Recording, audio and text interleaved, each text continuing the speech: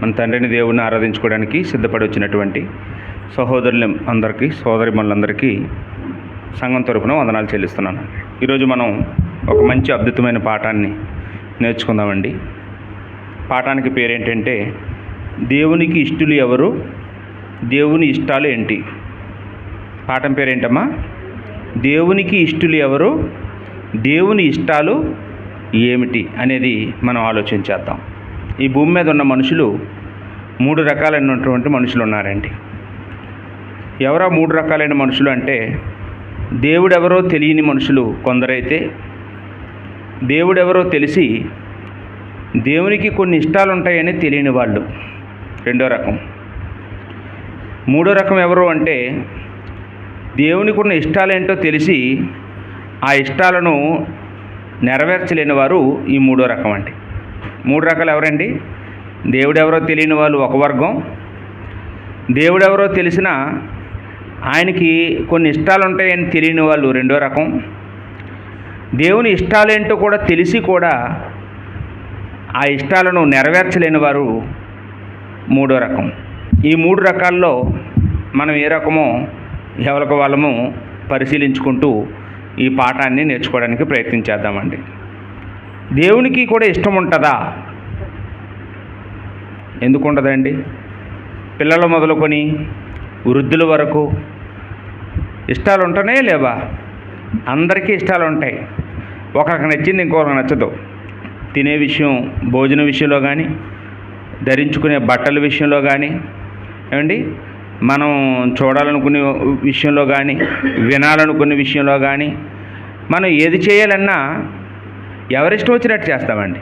మనకు నచ్చిందే మనం సెలెక్ట్ చేసుకుంటాం. మనకంటూ ఇష్టాలు ఉంటాయి. అదేవిధంగా మనం ఎదుటి వ్యక్తి ఇష్టాలను కూడా గౌరవించాలని ప్రయత్నం చేస్తుంటాం. మన ఇంటికి బంధువులు వచ్చారనుకోండి, మనకు నచ్చింది తెచ్చేసి తినండి అని అనం. మీరేం తింటారు చెప్పండి అంటాం కదండి. వచ్చిన వెంటనే ముందు కాఫీయా టీయా అని అడుగుతాం. అంటే వాళ్ళు ఏది ఇష్టపడితే అది చేయడమే అది అతిథి ధర్మం. మనకు నచ్చింది వండేసి ఇదే తినండి అని అంటే అది వాళ్ళకి పడవచ్చు, పడకపోవచ్చు. కాబట్టి ముందే వాళ్ళని అడుగుతాం, మీకు ఏది ఇష్టం చెప్పండి, మీకు ఏం చేయించమంటారు చెప్పండి అంటాం అనమండి. అంటే ఈ భూమి మీద మనకి ఇష్టాలు ఉంటాయి, అలాగే మన బంధువులకి ఇష్టాలు ఉంటాయి, ప్రతి మనిషికి ఇష్టాలు ఉంటాయి. మనిషి తన ఇష్టాన్ని తీర్చుకోవడం కోసం అవసరమైతే అవతల వాళ్ళతో గొడవలు కూడా ఆడుతాడు కదండి. పిల్లలు కూడా చూడండి, వాళ్ళ ఇష్టాన్ని మనం కాదన్నాం అనుకోండి, వాళ్ళు పిక్నిక్కి వెళ్తామంటారు, మనం కాదంటాం, ఏమవుతుందండి? గొడవ వస్తుంది. ఏమండి, గొడవాడడానికైనా వెనకాడ్డు. అవసరమైతే అవతల వాళ్ళని చంపడానికైనా, కొంతమంది అయితే వాళ్ళు అన్నది మనం వద్దన్నాం అనుకోండి, చావడానికి కూడా రెడీ అయిపోతారు కదండి. అంటే ఈ ఇష్టాలు అనేవి అంత తీవ్రమైనటువంటివండి. ఇంతకీ దేవుడికున్న ఇష్టాలు ఏంటో కొన్ని విషయాలు మనం ముందుగా ఆలోచించేద్దాం. దేవుడికున్న ఇష్టాలు అంటే మనుషులకే ఇన్ని ఇష్టాలు ఉన్నప్పుడు ఈ 3 లోకాలని కలుగు చేసినటువంటి దేవుడికి ఇష్టాలు ఉండవా? ఏంటండి, దేవుడికి కోరికలు ఉండవా? ఉంటాయి, ఉండవండి. దేవుడికి మనుషులకే కోరికలు ఉన్నప్పుడు, చిన్నపిల్లలు మొదలుకొని వృద్ధుల వరకు అందరికీ కోరికలు ఉన్నప్పుడు దేవుడికి ఉండవా? దేవుడికి కూడా కోరికలు ఉంటాయి. ఏంటా కోరికలు? ఆయన కోరికలన్నీ మన కోసమేనండి. తల్లిదండ్రుల కోరికలు ఎవరి కోసమండి? పిల్లలు ఎప్పుడైతే పుట్టారో ఇంకా వాళ్ళకంటూ ఇంకా స్పెషల్ కోరికలు ఏమి ఉండవు. ఆ పిల్లలకి ఇది రావాలి, అది రావాలి, వాళ్ళకి ఉద్యోగం రావాలి, వాళ్ళ ప్రయోజకులు రావాలి, అదే తల్లిదండ్రుల కోరికలు. దేవుడి కోరికలు కూడా ఏంటో మనం చూస్తే 51వ కీర్తన 16-17 వచనాల్లో దావీదు గారు దేవుని యొక్క మనసెరిగినవాడు కనుక దావీదు చెప్తూ ఉన్నాడండి. ఇక్కడ దేవుడి యొక్క ఇష్టం ఏంటో చెప్తూ ఉన్నాడు. విరిగిన మనసు దేవునికి ఇష్టం అన్నాడండి. ఏమన్నాడమ్మ ఇక్కడ దావీదు? విరిగిన మనసు దేవుడికి ఇష్టం, విరిగి నలిగిన హృదయం దేవుడికి ఇష్టం అన్నాడండి. అంటే విరిగి నలిగిన హృదయం అంటే ఏంటండి? అంటే తప్పు చేయడం మానవ నైజం. అందరూ తప్పు చేస్తుంటాం, పొరపాట్లు చేస్తుంటాం, పాపాలు చేస్తుంటాం. కొంతమంది వాళ్ళు తప్పు చేశారని ఆధారం ఉన్నప్పటికీ, రుజువైనప్పటికీ ఇంకా ఒప్పుకోరండి. నేనే తప్పు చేయలేదు అని సమర్థించుకోవడానికి ప్రయత్నం చేస్తుంటారు. దేవుడికి ఎలాంటి మనసు, ఎలాంటి హృదయం ఇష్టం అంటే చేసిన తప్పుని అంగీకరించే మనసు, వెంటనే ఒప్పుకునే మనసు. అంటే ఒప్పుకోమన్నాడు కదా అని చెప్పి రోజు తప్పు చేయడం, రోజు ఒప్పుకోవడం అది కాదు. తప్పు చేసి పశ్చాత్తాపం పడడం అండి. వెంటనే తప్పు చేసిన తప్పుని కప్పిపుచ్చుకోకుండా దేవుని ఎదుట దాన్ని ఒప్పుకొని దాన్ని విడిచిపెట్టేటటువంటి అలాంటి మనస్తత్వం, అలాంటి విరిగిన మనసు దేవుడికి ఇష్టం. కఠిన హృదయం ఇష్టం కాదు. విరిగి నలిగిన హృదయం దేవుడికి ఇష్టం. అది దావీదు తన జీవితం ద్వారా అనుభవించి చెప్తున్నటువంటి మాట అండి. దేవుడికి అదే ఇష్టం అంటండి. కాబట్టి దేవుడి ఇష్టం ఏంటో మనం తెలుసుకోగలిగాం. కాబట్టి మనం కూడా దేవుని ఎదుట ఎలా ఉండాలమ్మా? దావీదు వలె విరిగి నలిగిన హృదయంలాగా, దేవుడికి ఇష్టమైన హృదయంలాగా, మెత్తన హృదయంలాగా మనం ఉండడానికి ప్రయత్నం చేయాలి. ఇక రెండవ దేవుడి ఇష్టం ఏంటో మనం చూద్దామండి. దశలోనికులకు రాసిన మొదటి పత్రిక 4:3 ఇక్కడ అపోస్తలుడైన పౌలు గారు దేవుడికి ఏది ఇష్టమో చెప్తూ ఉన్నాడు. జారత్వమునకు దూరంగా ఉండుటయే దేవునికి ఇష్టం అన్నాడండి. దేవుడికి ఏది ఇష్టం అంటమ్మా? జారత్వానికి దూరంగా ఉండడం. జారత్వం అంటే అక్రమ లైంగిక సంబంధాలు. వివాహం కాకుండా ఎవరైనా లైంగిక సంబంధాలు పెట్టుకుంటే దాన్ని జారత్వం అంటారు. వివాహం అయిన తర్వాత ఈ లైంగిక సంబంధాలు పెట్టుకుంటే దాన్ని వ్యభిచారం అంటారండి. దేవుడికి రెండు ఇష్టం ఉండదు. అంటే మన శరీరాన్ని అపవిత్రం పరుచుకునే ఏ పనైనా కానీ దేవుడికి ఇష్టం ఉండదండి. దానికి దూరంగా ఉండడమే దేవుడికి ఇష్టం. మనం పాపానికి దూరంగా ఉండడం దేవుడికి ఇష్టం. మనం పాపంతో జోడీ కలిగి ఉండడం దేవుడికి ఇష్టం ఉండదు. మనం పరిశుద్ధంగా ఉండడమే దేవుడికి ఇష్టం. అంటే ఇప్పుడు మనం మన దేహాన్నే మనం కాపాడుకోకపోతే మన ఆత్మనేం కాపాడుకుంటాం ఏంటమ్మా? ముందు మన శరీరాన్ని శుభ్రం చేసుకోలేకపోతే ఇంకా మన ఆత్మనేం శుభ్రం చేసుకుంటాం? మన కంటికి కనపడుతున్న దేహాన్ని మనం రక్షించుకోవాలి. ఏం చేయమంటున్నాడు ఇక్కడ? జారత్వానికి దూరంగా. ఎంత దూరంగా పారిపోవాలండి? మన యోసేపు పారిపోయినట్టు పారిపోవాలన్నమాట. అలా ఎవరైతే చెడు మాటలకి, దుష్ట సాంగత్యానికి, చెడు అలవాట్లకి, దురలవాట్లకి దూరంగా వెళ్ళిపోతారో అలాంటి వాళ్ళంటే దేవుడికి ఇష్టం అంటండి. అది నా సొంత మాటలు కావు. దేవుడి గ్రంథంలో మనం మొదటి దశలోనిక 4:3 రాయబడిన మాటనే మనం చదువుకుంటూ ఉన్నాం. ఇంకా దేవుడి ఇష్టం ఏంటో మరో 2 మాటలు చూద్దాం. ఫిలిప్పీలకు రాసిన పత్రిక 4:18 ఫిలిప్పీలకు పౌలు రాసిన పత్రిక 4:18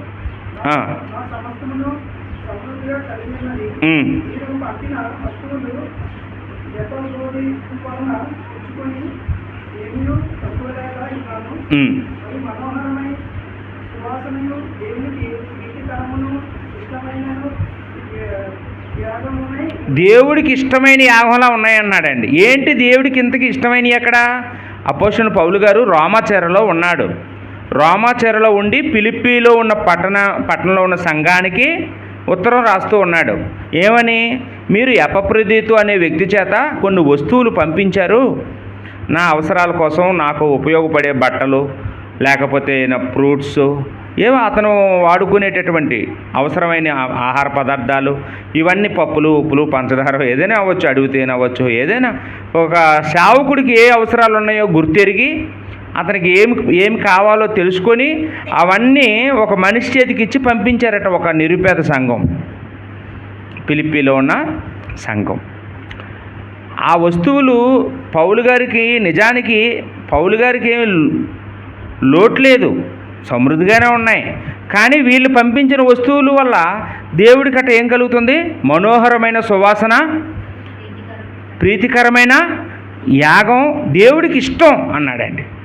అంటే దేవుడికి ఏది ఇష్టం అంటే సువార్థికుల యొక్క అక్కరలు తీర్చడం దేవుడికి ఇష్టం అండి. ఇక్కడ మనం నేర్చుకున్నది ఏంటమ్మా?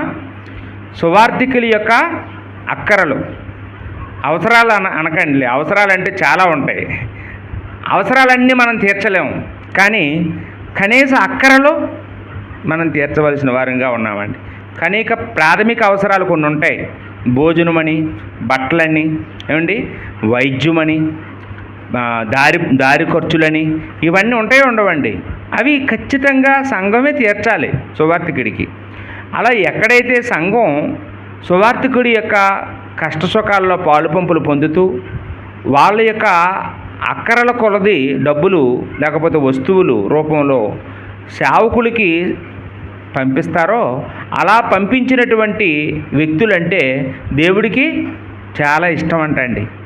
ఏ కాలంలోనైనా దైవ సేవకులకి ఎవరైనా ఆతిథ్యం చేసినా, ఎవరైనా ఏదైనా వస్తువులు ఇచ్చినా అది దేవుడికి ఎంతో సంతోషం, అది దేవుడికి ఎంతో ఇష్టం. దేవుడి ఇష్టాన్ని ఇక్కడ పౌలు గారు తెలియచేయడం జరిగింది. ఇక 4వదిగా మనం చూస్తే హెబ్రీ పత్రిక 13వ అధ్యాయం 16వ వచనం అండి. హెబ్రీ పత్రిక 13వ అధ్యాయం 16వ వచనం. అన్నీ రాసుకోవాలి మీరు, నేను రాయలేదు, మీరు రాస్తారని. దేవుడి ఇష్టాలు ఒక 4 ఇష్టాల గురించి మనం ఆలోచన చేస్తూ ఉన్నాం.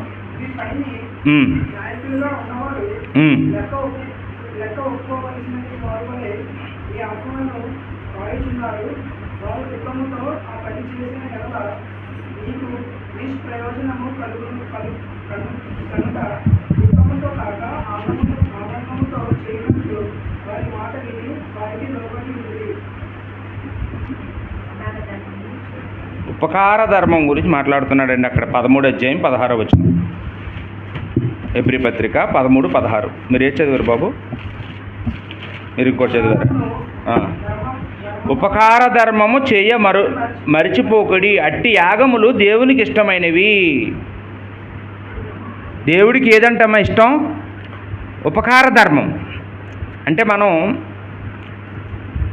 ఎప్పుడైతే సమృద్ధిగా ఉన్నామో, మనం తృప్తిగా ఉన్నామో, మన కడుపు నిండిందో,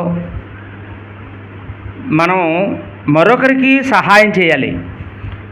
మన చుట్టుపక్కల, మన ఇంటి పక్కలో కానీ, మన ఇంటి ముందున కానీ, మన తెలిసిన వారిలో కానీ, మన గ్రామంలో కానీ, మన సంఘంలో కానీ ఎవరైనా కష్టాల్లో ఉంటే వాళ్ళకి ధర్మం చేయాలండి తోచినంత. ఒకవేళ ఖరీదైన వస్తువులు ఇవ్వలేకపోవచ్చు, కనీసం మనం కొత్త వస్తువు కొనుక్కున్నప్పుడు మన ఇంట్లో ఉన్న పాత వస్తువైనా లేని వాళ్ళకి మనం ఇవ్వాలి. అది కొంచెం కొంచెంగా మొదలు పెట్టాలి. అది రూపాయి అవ్వచ్చు. అలా కొద్ది కొద్దిగా కానీ మనందరం కూడా ఉపకార ధర్మం చెయ్యాలండి. ధర్మం చెయ్యాలి. ఉపకార ధర్మం. ధర్మం అంటే తెలుసండి, అప్పు కాదు. అంటే తిరిగి మళ్ళీ మనకి పలానా రోజు మళ్ళీ ఇచ్చేస్తాడన్న వాళ్ళకి ఇవ్వడం కాదు. తిరిగి ఇవ్వలేనటువంటి ఇవ్వద్దు, నాకు ఇంకెప్పుడు తిరిగి ఇవ్వద్దు అని మనం సహాయం చేయాలండి. అలాగా మనం ఎవరికైనా ధర్మం చేయడం దేవుడికి ఇష్టం అండి.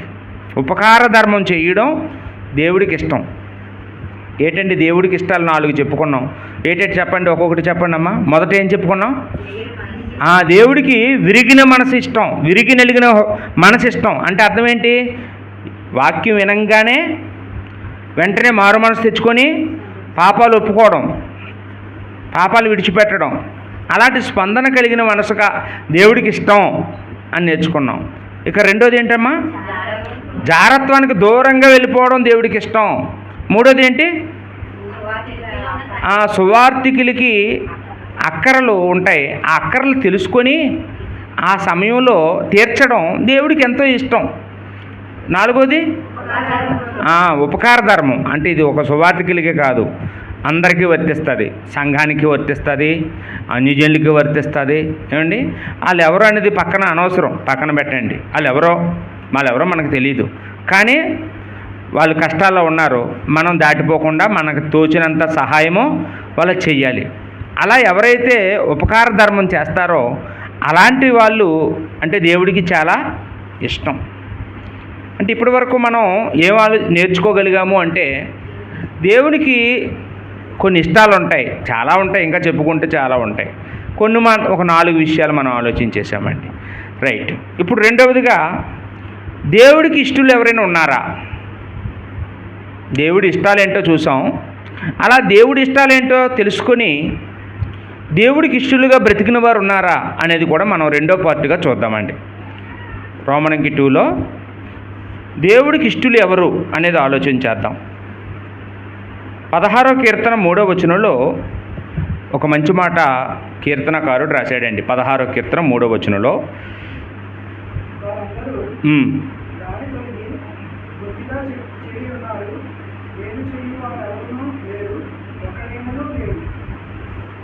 మీరు తప్పు చదివేస్తున్నారు. 16వ కీర్తన 3వ వచనం.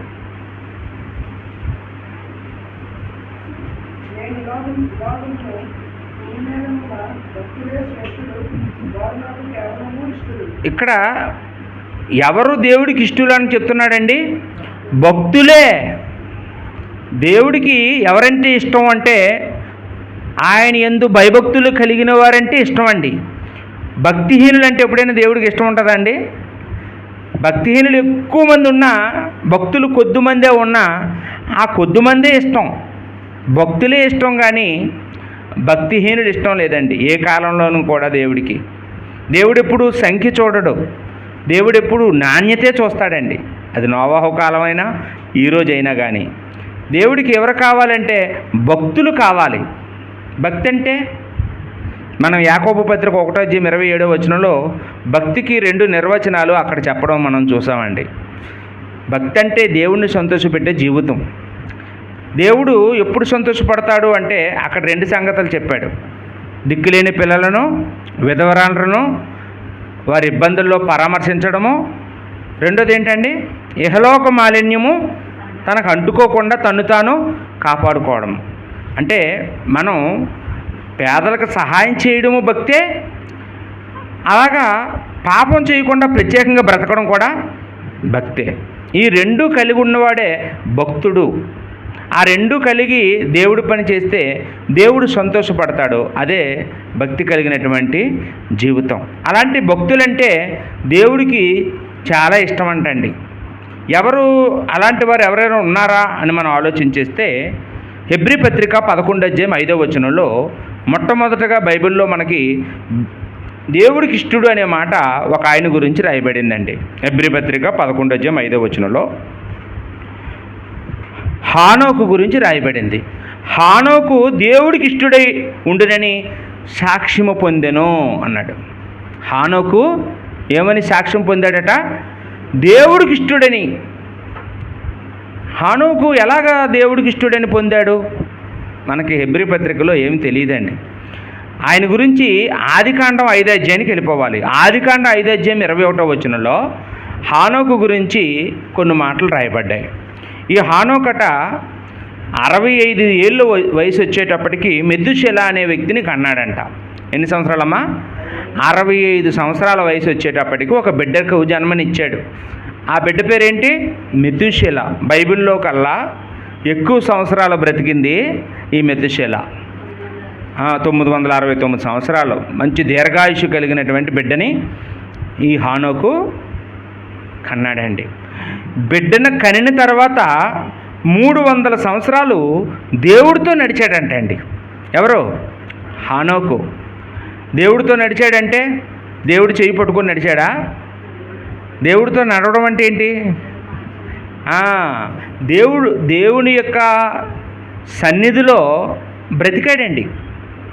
అంటే దేవుడితో సహవాసం చేశాడు. ఈరోజు చాలామంది దేవుడితో సహవాసం చేయాలంటే, దేవుడిలో ఎదగాలంటే భార్య ఉండకూడదు, పిల్లలు ఉండకూడదు అనుకుంటుంటారు. హానోకు అలా కాదంట. అక్కడ 300 సంవత్సరాలు కూడా ఆయన కుమారులను కుమార్తెలను కన్నాడు అని రాయబడిందండి. చదవండి.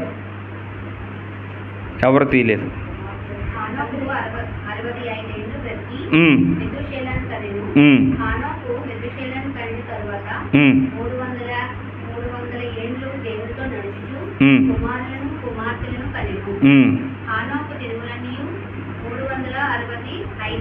చూసారండి, భార్య పిల్లలు వదిలేసి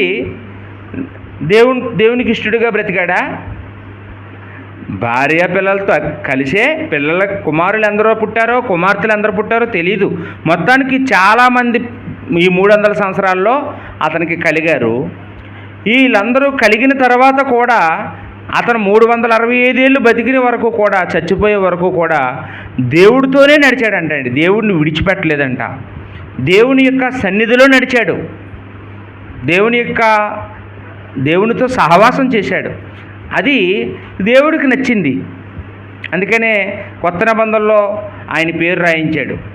హానోకు దేవుడికి ఇష్టుడై ఉండునని సాక్ష్యము పొందాడు అనే మాట మన హెబ్రీ 11:5లో ఇక్కడ మనం చూస్తూ ఉన్నామండి.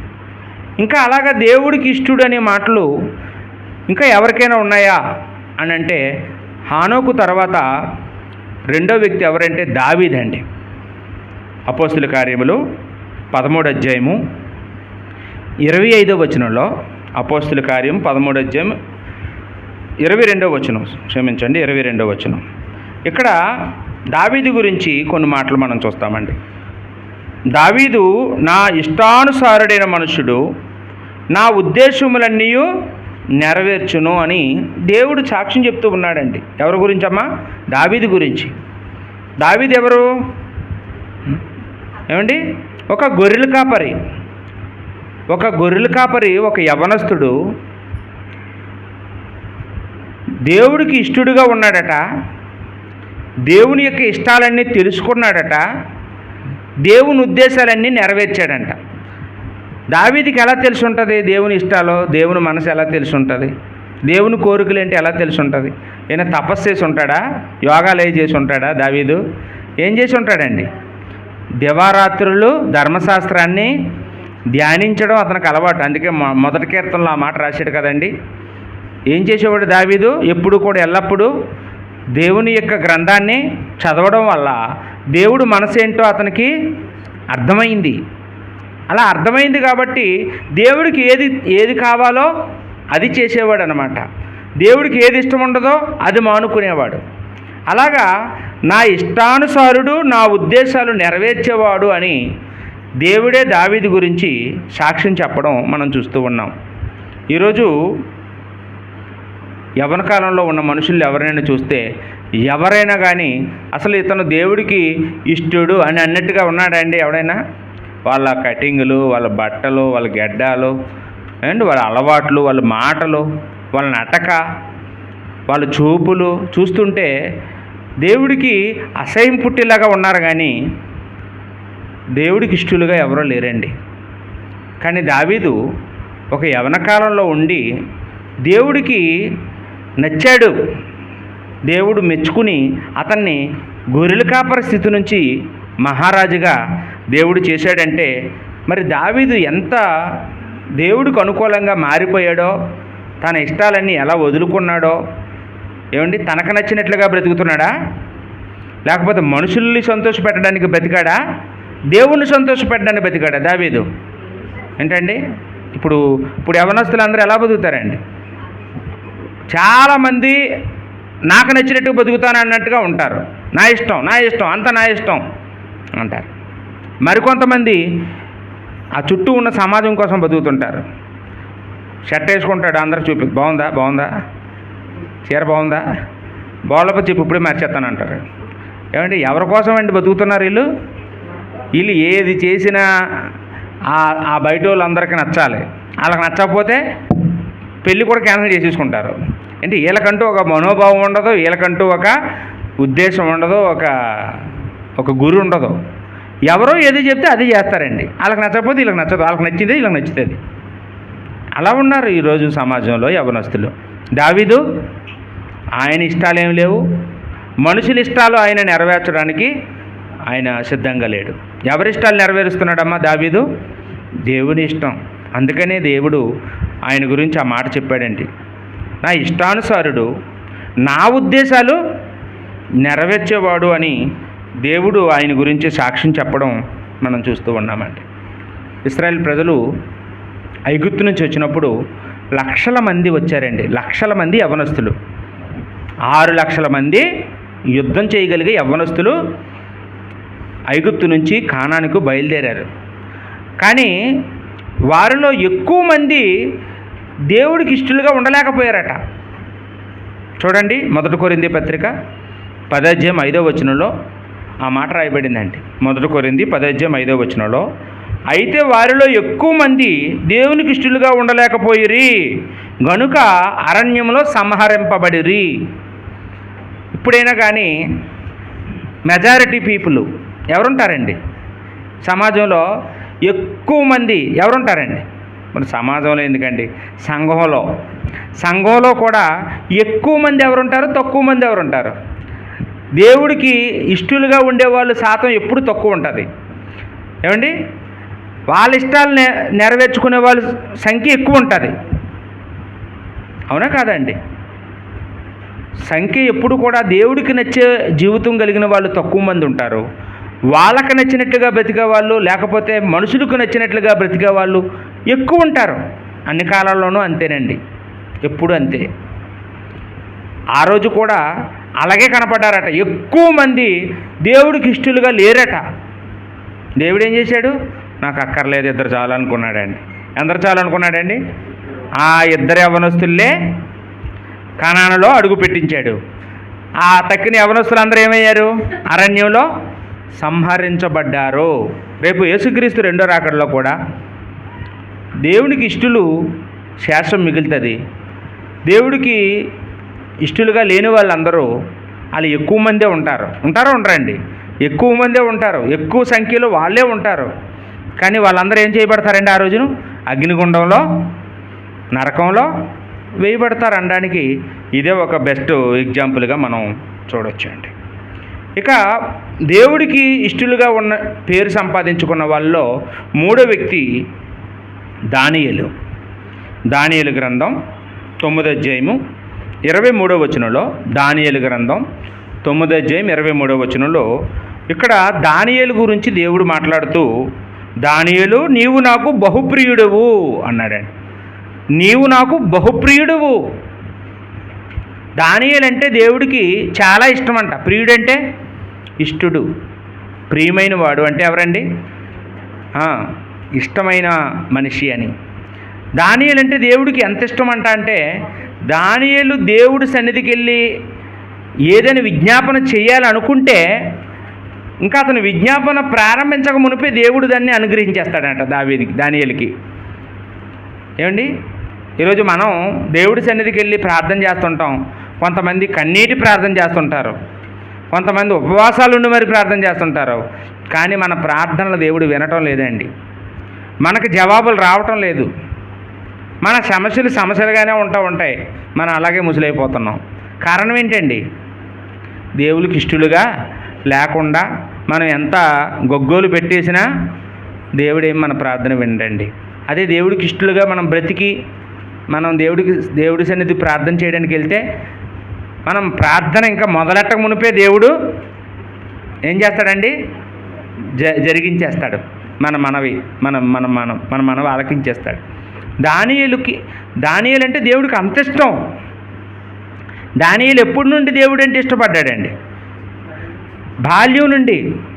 అంటే చిన్నతనంలోనే చాలా కష్టాలు, చెరకి వెళ్ళిపోయారు, బబులోని చెరలో పరాయి దేశానికి వచ్చేసాం కదా, మనకెందుకులే, ఇక్కడ వీళ్ళతో కలిసిపోదాం అనుకున్నాడా? దానియేలు ఎక్కడున్నా ప్రత్యేకంగా ఉన్నాడు. యూదుల పద్ధతులు చిన్నప్పటి నుంచి అమ్మా నాన్న నేర్పించిన భక్తి, దాన్ని ఐగుప్తు దేశం, బబులోను దేశంలో పాటించాడండి. బబులోను దేశంలో అమలు చేశాడు. ప్రార్థన కోసం సింహంలో వేయబడ్డానికైనా సిద్ధపడిపోయాడండి. అదండి దానియేలు. కాబట్టి అంత భక్తి, అంత విశ్వాసం దేవుడి పట్ల కనపరిచాడు కనుక దానియేలు గురించి ఏమన్నాడు? దానియేలు నీవు నాకు బహుప్రియుడువు, నీ విజ్ఞాపనలు నేను అంగీకరిస్తున్నాను. వెంటనే నీ మాట వినకపోతే ఇంకెవరి మాట వింటాను? నీ కోరిక తీర్చకపోతే ఇంకెవరి కోరిక తీరుస్తాను అని దేవుడు సిద్ధంగా ఉన్నాడండి. ఇంకా 4వ వ్యక్తి గురించి ఆలోచించేద్దాం. 4వ వ్యక్తి ఎవరు అంటే, ఇందాక మనం బైబిల్ పట్టణంలో చదువుకున్నాం. మత్తయి సువార్త 12వ అధ్యాయము 18వ వచనం. మత్తయి సువార్త 12వ అధ్యాయం 18వ వచనంలో ఎవరి గురించి అండి ఈ మాటలో? యేసుక్రీస్తు గురించి. ఏమని రాయబడింది అక్కడ? ఈయన నా ప్రాణముకు ఇష్టుడైన నా ప్రియుడు. దేవుడికి ప్రాణం అంటండి, దేవుడికి ఇష్టుడంటండి, దేవుడికి ప్రియుడంట. ఎవరండి ఆయన? యేసుక్రీస్తు గురించి రాయబడిన ప్రవచనం అండి. యేసుప్రభు గురించి 800 సంవత్సరాలకు పూర్వం యెషయా అనే ప్రవక్త ద్వారా ఈ ప్రవచనాన్ని ప్రవచింపజేశాడు. అది యేసుక్రీస్తు వారు వచ్చి నెరవేర్చారు. జగడాలు ఆడలేదు. ఏమంటే దేవుడికి ఇష్టలుగా ఉండాలంటే ఏం చేయాలి? అక్కడ ఒకసారి తీస్తారా? మత్తయి సువార్త 12వ అధ్యాయము 17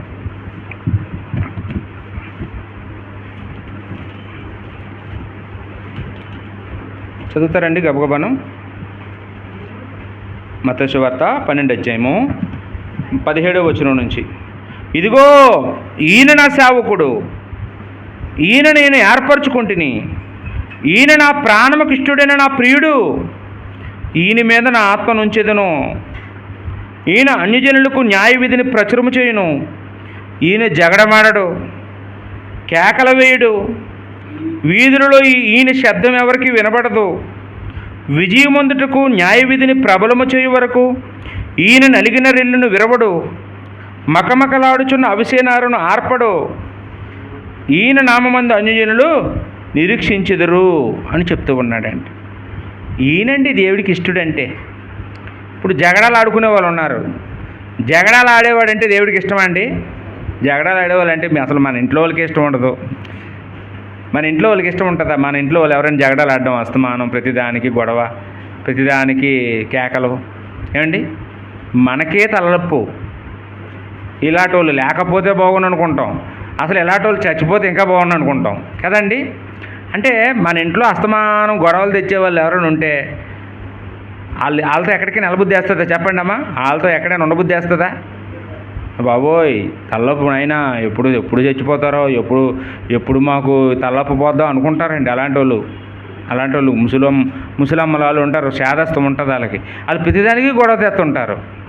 అప్పుడు చాలా ఇసుకొచ్చేస్తుందండి. అంటే మనకే మన ఇంట్లో వయసులో పెద్దోళ్ళో లేకపోతే అనారోగ్యాలు బట్టో వాళ్ళు అలా ప్రవర్తిస్తుంటే మనకే చిరాకు వేసేస్తుంటుంది కదా. మరి మనల్ని చూసి దేవుడికి ఎంత చిరాకు వేస్తుందండి జగడాలు ఆడుకుంటుంటే అస్తమానం. ఏమండి కేకలు వేయడం, కొంతమంది కేకలు వేస్తారు. వీధులలో ఈయన శబ్దం ఎవరికి వినబడదు, మన శబ్దం ఈది చివరి వరకు వినబడుతుంది అండి. ఈ దేవుడికి ఇష్టడైన వాడి శబ్దం కనీసం ఆ పక్క గదిలో ఉన్న వాళ్ళు కూడా వినబడదు. ఉన్నారా లేరు అన్నట్టు ఉంటుందండి. అలా ఉండాలండి దేవుడి కుమారుడు, దేవుడి కుమార్తె అలా ఉండాలి. మనం శబ్దం చేయకూడదండి. విజయమందుటకు న్యాయ విధిని ప్రబలం చేయు వరకు ఈయన నలిగిన రీళ్ళను విరవడో. అప్పుడప్పుడు మనకి ఎవరి మీద కోపం వచ్చి మనం నాదే రైట్ అని చెప్పడానికి అక్కడ దగ్గరలో ఏది ఉంటుంది దాన్ని పట్టుకొని ఇరిచేస్తాం. ఏమంటే గడ్డి ఉంటే గడ్డి, పుల్ల ఉంటే పుల్ల, కర్ర ఉంటే కర్రని ఇరిచేస్తారు కదండి కొంతమంది. యేసుప్రభు అట తన గెలుపును నిరూపించుకోవడానికి గడ్డి పరకను కూడా హాని చేయడటండి. గడ్డి పరకు కూడా హాని చేయడు, ఎవరిని ఇబ్బంది పెట్టడండి.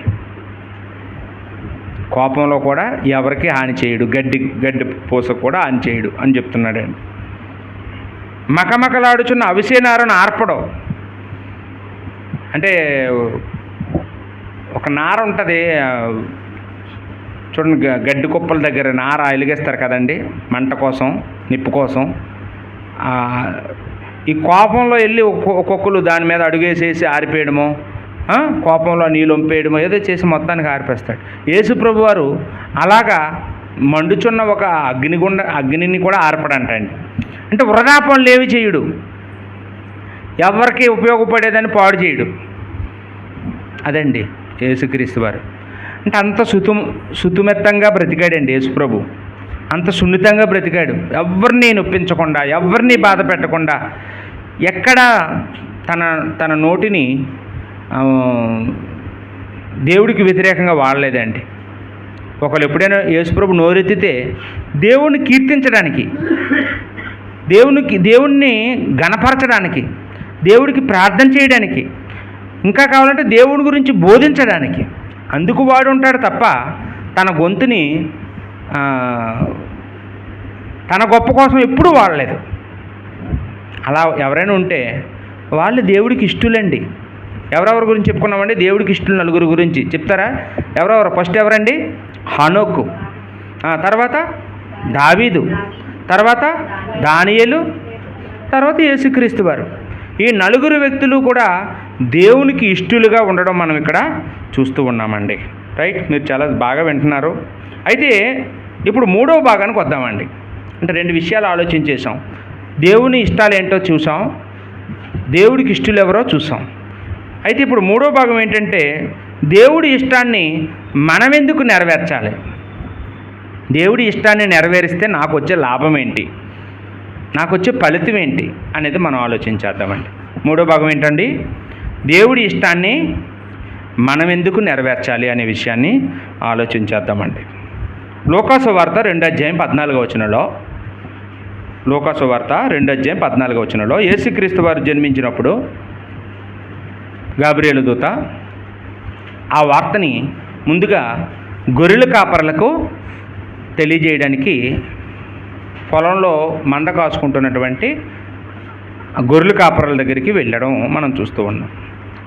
అప్పుడు ఆ గొర్రెల కాపరులకి ఆ సంగతి తెలియజేసిన తర్వాత పరలోక సైన్య సమూహం ఆ దూత వెంబడి ఆ గొర్రెల కాపరుల వెంబడి వచ్చిందటండి. అంటే ఒక దూతే మొదట వచ్చాడు, తర్వాత ఆ దూతను వెంబడిస్తూ ఆ గొర్రెల కాపరులు వెంబడిస్తూ పరలోక సైన్య సమూహం వచ్చారంట. అంటే ఇంక ఎన్ని దూతలు వచ్చాయో అక్కడ తెలియదు, మొత్తానికి చాలా సైన్య సమూహమే వచ్చారటండి.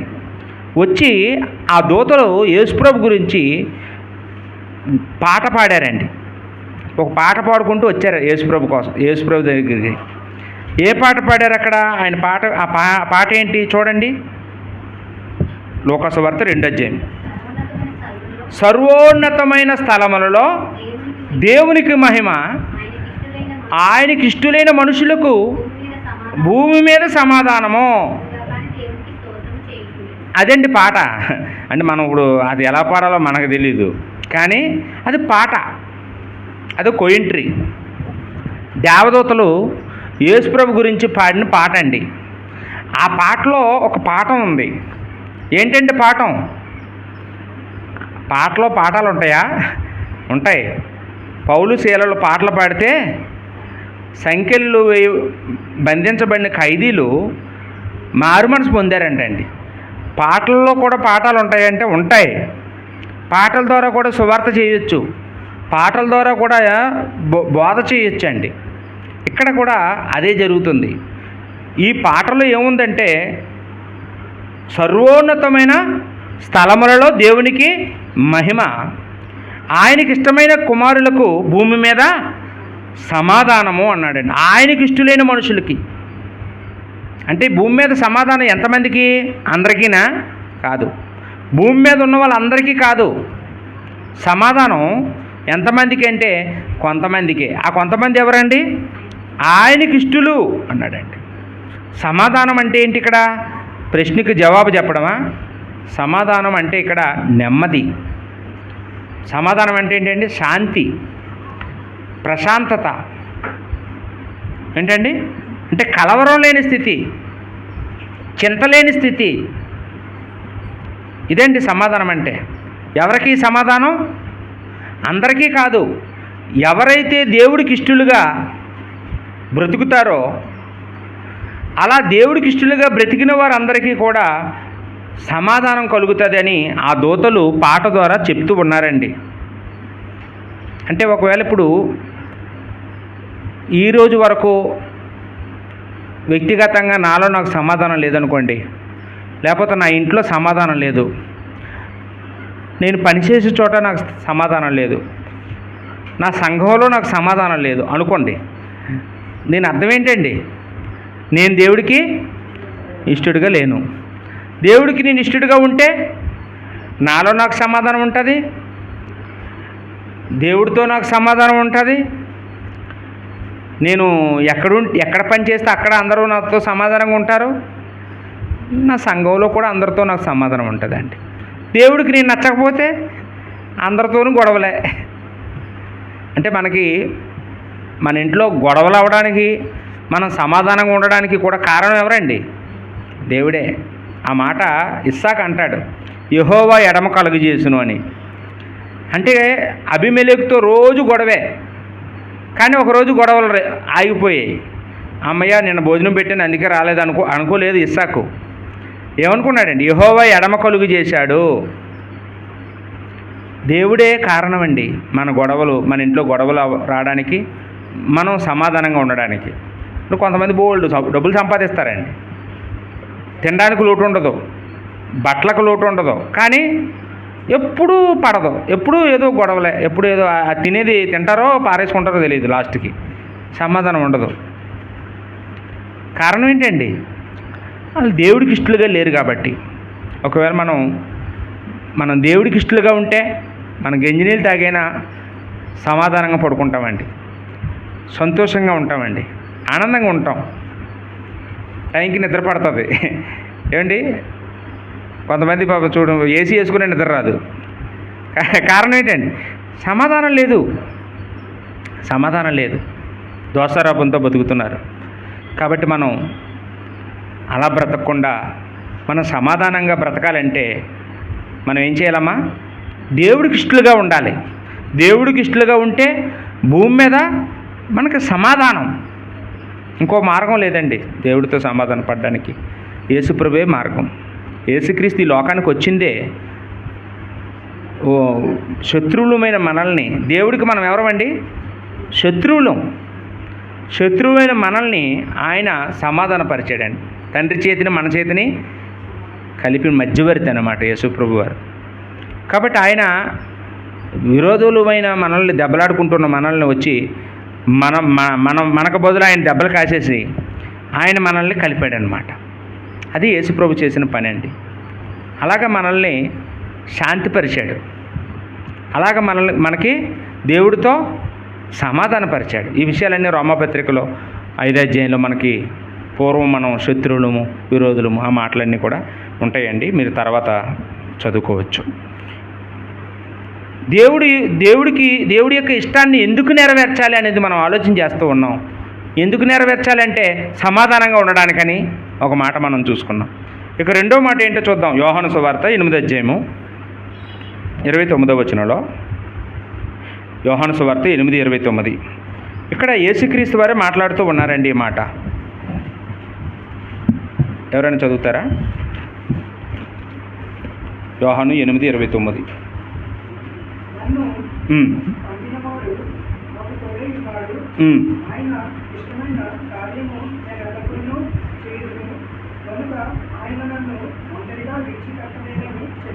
చూసారండి, ఇక్కడ ఆయనకి ఇష్టమైన కార్యం యేసుక్రీస్తు వారు చేస్తున్నారట. కాబట్టి యేసుక్రీస్తుని ఎప్పుడూ దేవుడు ఒంటరిగా విడిచిపెట్టలేదట. దేవుడు ఏమైనాడమ్మా? తోడై ఉన్నాడట. అంటే ఇప్పుడు మనకు వచ్చే లాభం ఏంటండి? మనం కూడా దేవుడికి ఇష్టలుగా ఉంటే దేవుడు మనకి తోడై ఉంటాడు. మనల్ని దేవుడు ఒంటరిగా విడిచిపెట్టడు. అప్పుడప్పుడు అనిపిస్తుందా ఒంటరోళం అయిపోయామని? అప్పుడప్పుడు బాధపడుతుంటాం ఒంటరోళం అయిపోయామని. ఒక్కో సందర్భంలో దేవుడికి మనం ఇష్టలుగా ఉంటే మనల్ని ఒంటరిగా విడిచిపెట్టడండి. మనకి ఏదో జంట చేస్తాడు, మనకెవరినో తోడిస్తాడు. మనం ఎప్పుడు కూడా ఒంటరితనం అనుభవించే పరిస్థితి మనకు రానివ్వడు దేవుడు. ఎవరో బయట వాళ్ళైనా అవ్వచ్చు, వాళ్ళే మనకి అన్నదమ్ముల్లాగా అక్కచెల్లెళ్ళలాగా మన తోడు నిలబడేలా చేస్తాడండి. మనల్ని ఒంటరిగా వదలడం. మనం ఎక్కడున్నా దేవుడు మనకి తోడుగా ఉంటాడండి. దేవుడు మనకి తోడునిస్తాడు. కాబట్టి దేవుడికి ఇష్టలుగా ఉంటే మనం ఒంటరి వాళ్ళం కాదు. దేవుడికి ఇష్టలుగా లేకపోతే మన పెద్ద బలగం ఉన్నా మనం ఒంటరి వాళ్ళం అయిపోతాం. ఎన్ని రోజులు ఉంటారండి ఆ బలగం? మన డబ్బును చూసి వచ్చిన వాళ్ళు ఏమండి, మనం ఏదో పెడితే వచ్చేవాళ్ళు ఎన్ని రోజులు ఉంటారు? ఆ ఇచ్చిన నాలే ఉంటారు, తర్వాత వాళ్ళు ముఖం వెనకెడతారండి. మనుషులు కొద్ది రోజులే మనకు తోడుగా ఉంటారు. దేవుడు ఎల్లప్పుడూ మనం చచ్చిపోయిన తర్వాత కూడా మనకు తోడుగా ఉంటాడు. ఈ భూమి మీదే కాదు, పరలోకంలో కూడా. మనం పరలోకంలో వెళ్ళే వరకు మనకు తోడుగా ఉంటాడండి. ఆయన మనల్ని విడవడు, ఎడబాయడు. కాబట్టి దేవుడికి ఇష్టలుగా ఉంటే 2 లాభాలు. మొదటి లాభం ఏంటండి? మొదటి లాభం ఏంటి? సమాధానంగా బ్రతుకుతాం. రెండో లాభం ఏంటి? దేవుడు మనకు తోడుగా ఉంటాడు అనే సంగతిని మనం ఆలోచించేస్తాం. ఇక మూడవదిగా మత్తయి సువార్త 12:50 ఇక్కడ మత్తయి సువార్త 12:50 అనగానే సందర్భం ఏంటంటే, యేసుక్రీస్తు వారు వాక్యం చెప్తుంటే వాళ్ళ తల్లి, వాళ్ళ సహోదరులు వచ్చారట యేసు ప్రభుతో మాట్లాడడానికి. అప్పుడు ఎవరో ఒక ఆయన కప్పురికి వచ్చాడు లోపలికి. మీ తల్లిగారు, మీ సోదరీలు, మీ సహోదరులు వచ్చారు, మీతో మాట్లాడతారట, రమ్మంటున్నారు. అప్పుడు యేసుప్రభు వారు శిష్యుల వైపు ఇలా చేయి చూపించి, ఎవరు నా తల్లి, ఎవరు నా సోదరులు, ఎవరు నా సోదరీలు, నా తండ్రి చిత్త ప్రకారం ఎవరైతే చేస్తారో వాళ్ళే నా తల్లి, వాళ్ళే నా సహోదరి, వాళ్ళే నా సహోదరుడు అన్నాడండి. అంటే ఇక్కడ తండ్రి చిత్తం అంటే తండ్రి ఇష్టం. నా తండ్రి ఇష్టాన్ని ఎవరైతే చేస్తారో వాళ్ళే నాకు సహోదరులు అన్నాడండి. అంటే ఇప్పుడు మనం తండ్రి ఇష్టాన్ని మనం చేస్తే మనం యేసుప్రభుతో ఏ సంబంధం కలిగి ఉంటామండి? సహోదరత్వం సంపాదించుకుంటాం. ఇప్పుడు తండ్రి ఇష్టాన్ని చేయని వాడికి యేసుప్రభు ఏమవుతాడండి? ఏమీ కాడు. ఏమైనా అవుతాడమ్మా? సృష్టికర్తకి సృష్టికి ఉన్న సంబంధం. తండ్రి చిత్తాన్ని గైకొంటున్నాం అనుకోండి, యేసుప్రభు ఇప్పుడు మనకి ఏమవుతాడండి? మనకు అన్నయ్య. అవునా కదా? నువ్వు యేసుప్రభుకి చెల్లివి, యేసుప్రభు నీకు అన్నయ్య. లేకపోతే నువ్వు యేసుప్రభు తమ్ముడివి, యేసుప్రభు నీకు అన్నయ్య. తండ్రి చిత్త ప్రకారం చేస్తే యేసుప్రభుతో సహోదరత్వం ఉంటుంది మనకి. తండ్రి చిత్త ప్రకారం చేయకపోతే యేసుప్రభుకి మనకి సంబంధం ఉండదు. అర్థమైందండి? ఇప్పుడు యేసుప్రభుతో బంధుత్వం కావాలో వద్దా మనకి? యేసుప్రభు తీర్పు దినాన్ని వచ్చి నా తమ్ముడు, నా చెల్లి అని ఆయన మనల్ని అంగీకరించాలి. దేవుడి ఎదుట, మనుషుల ఎదుట ఎవరైతే యేసుప్రభుని మనం అంగీకరిస్తామో మనల్ని తండ్రి ఎదుట యేసుప్రభు ఒప్పుకుంటాడండి. ఇప్పుడు ఒక ముఖ్యమంత్రి గారు వచ్చి మన ఇంటికి వచ్చి, ఈ స్త్రీను నాకు బాగా తెలిసినోడండి, మా తమ్ముడండి అంటే ఎంత ఆనందం అండి. నేను ఎవరినైనా అనేస్తాను గొప్పవాడిని, కానీ నన్ను అనరు కదా అందరూ. యేసుప్రభు చేత నేను అంగీకరించబడాలా అంటే చిన్న విషయం అండి అది. యేసుప్రభు ఊరికినే అంగీకరిస్తాడా? ఆయన ఏం కోరుతున్నాడండి? 1 కేజీ బంగారం తేవాలంటున్నాడా? ఆయన ఏమడుగుతున్నాడు? ఏమొద్దు, నా తండ్రి ఇష్టాన్ని మీరు నెరవేర్చండి, మీరు నాకు తల్లి అవుతారు, మీకు నాకున్న బంధం. మీరు వయసులో పెద్దోళ్ళు అయితే నాకు తల్లి, నా తల్లి మరీ కాదు, మీరే నా తల్లి. నా తండ్రి చిత్తం, నా తండ్రి ఇష్టాలు గైకొంటలేదు, మీరు గైకొంటే మీరే నా తల్లి. నా సోదరీమణులు నా తండ్రి ఇష్టాలు ఇంకా గైకొనటం లేదు, మీరు గైకొంటే మీరే నా సోదరీలు అన్నాడండి. కాబట్టి ఏంటండి లాభం ఇక్కడ?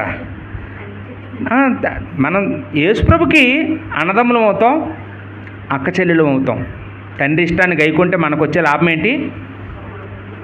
ఇప్పుడు దాకా 3 చెప్పుకున్నాం. 3 చెప్పండి అమ్మా. సమాధానం, దేవుడు తోడుగా ఉంటాడు, యేసుప్రభుతో సంబంధం మనకు ఉంటుంది, యేసుప్రభుతో సంబంధం ఉంటుంది. ఎలాంటి సంబంధం? అది సహోదరత్వాన్ని పొందుకుంటామండి. ఇక చివరగా మత్తయి సువార్త 7:21 మత్తయి సువార్త 7:21 ఇక్కడ రాయబడిన మాట ఏంటంటే, ప్రభువా ప్రభువా అని నన్ను పిలుచు ప్రతివాడు పరలోక రాజ్యంలో ప్రవేశింపడు. ఏంటండి? పరలోక రాజ్యంలోనంట ఎవరు ప్రవేశించారని చెప్తున్నాడు? 10 సార్లు ప్రభువా ప్రభువా ప్రభువా, ఇంక అదే కొంతమందికి ఏదో ఊత పదంలాగా ఒకసారి అనరు, దేవుడికి ఏదో చెవుడున్నట్టు అదే మాట హల్లెలూయా లూయా లూయా, రకరకాల లూయలు. ఏమండి? ఎన్ని రకాలు అంటారో అదే పదాన్ని అంటుంటారు. ఎందుకంటే అవన్నీ అంటే ఎవరినో మనుషుల్ని ఆనందపరచడానికి అదే పదాన్ని, హల్లెలూయా అనే మాటని విచిత్రంగా 100 సార్లు అంటుంటారండి. అన్నిసార్లు అంటే నువ్వు పరలోకం వెళ్ళవు జాగ్రత్త అంటున్నాడు యేసుప్రభు. ఏమన్నాడండి? ఒకసారి అంటే సరిపోద్ది దేవుడికి. ప్రభువా అంటే పలకడా? ప్రభువా ప్రభువా ప్రభువా ప్రభువా అని పిలిస్తే పలుకుతాడా? అక్కర్లేదండి. అంత అక్కర్లేదు. మీ నాన్నతో ఎలా మాట్లాడుతావు, మీ ఇంట్లో అమ్మతో ఎలా మాట్లాడుతావు? ఒకసారి చెప్తావా, 10 సార్లు చెప్తావా? అలాగా మమ్మీ మమ్మీ మమ్మీ మమ్మీ అంటే లాగిపెట్టి ఒకటి కొడుతుంది వచ్చి మమ్మీ. ఏమండి ముందు ఏంటో చెప్పరా, ఏంటి అన్నిసార్లు మమ్మీ మమ్మీ అంటావు అని. దేవుడు కోపం వస్తుంది, ఇసుకొస్తుంది రాదండి అన్నిసార్లు అంటేని. కొంతమంది అలాంటి వాళ్ళు ఆ కాలంలో కూడా ఉన్నారు. అందుకని యేసుప్రభు ఆ మాట చెప్పాడండి. ప్రభువా ప్రభువా ప్రభువా అని నన్ను పిలుచు ప్రతివాడు పరలోక రాజ్యంలో ప్రవేశించడు, కానీ నా తండ్రి చిత్త ప్రకారము చేయువాడే పరలోకంలో ప్రవేశిస్తాడు అన్నాడు. అంటే తండ్రి చిత్తం అంటే తండ్రి ఇష్టం. తండ్రి యొక్క ఇష్టాన్ని చేస్తే మనకు వచ్చే లాభం ఏంటండి? ఇక్కడ పరలోక రాజ్యంలో ప్రవేశిస్తాం. ఏంటమ్మా? పరలోక రాజ్యంలో ప్రవేశిస్తాం. తండ్రి చిత్త ప్రకారం చేయకపోతే, తండ్రి చిత్తమన్నా తండ్రి ఇష్టమన్నా ఒకటే. తండ్రి కోరికను తెలుసుకొని నెరవేర్చకపోతే ఏమైపోతామండి? నరకానికి వెళ్ళిపోతాం. తండ్రి ఇష్టం ఏంటో తెలుసుకొని నెరవేరిస్తే పరలోక రాజ్యానికి వెళ్తాం. ఇప్పుడు చెప్పండి అమ్మా, 4 లాభాలు ఏంటి?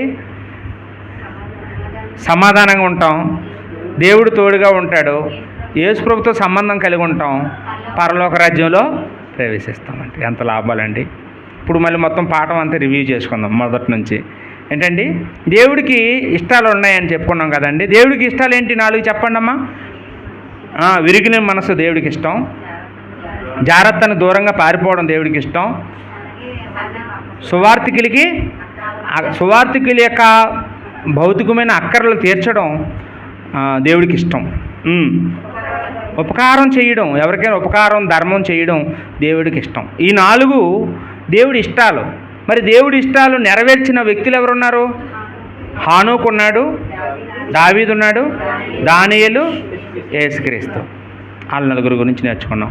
అదేవిధంగా మరి దేవుడి ఇష్టాలు గైకుంటే మనకొచ్చే లాభం ఏంటి? సమాధానం ఉంటుంది, దేవుడి తోడుగా ఉన్నాడు, యేసుప్రభుతో సంబంధం ఉంటుంది, పరలోక రాజ్యంలో ప్రవేశం సమృద్ధిగా ఉంటుందండి. కాబట్టి మనందరం కూడా అలాగా దేవుని ఇష్టాలని ఆలోచించేద్దాం. అయితే సమయాన్ని బట్టి మనం ఒక 4 నేర్చుకున్నాం, కానీ చాలా ఉంటాయి. ఏమంటే బైబిల్ చదివితే ఇంకా దేవుడికి మనలో ఇష్టం లేనివి కూడా ఉంటాయి. నెగిటివ్గా ఆలోచిస్తే అన్నీ దేవుడికి ఇష్టం లేని ఏంటో వదులుకుంటూ, దేవుడికి ఏది ఇష్టమో తెలుసుకుంటూ అలాగ మన జీవితాన్ని రూపుదిద్దించుకోవడమేనండి. మారు మనసు అనేది ఒక్కసారి వచ్చేది, ఒక రోజులో వచ్చేది. మనం చచ్చిపోయే వరకు రోజుకు దినదినము మనం అలాగా దేవుడికి ఇష్టమైన రూపంలోనికి మారుతూ ఉండాలండి. అలాగా దేవుడికి నచ్చే బిడ్డగా మనం ఉండాలి. యేసుక్రీస్తు రాకడ వచ్చేటప్పటికి బల నమ్మకమైన దాసుడని ఆయన మనల్ని మెచ్చుకునేటట్లుగా మనందరం జీవించడానికి ప్రయత్నం చేద్దాం. ఓపికగా వాక్యమైన మీ అందరికీ వందనాలు చెల్లిస్తూ ముగిస్తున్నాను.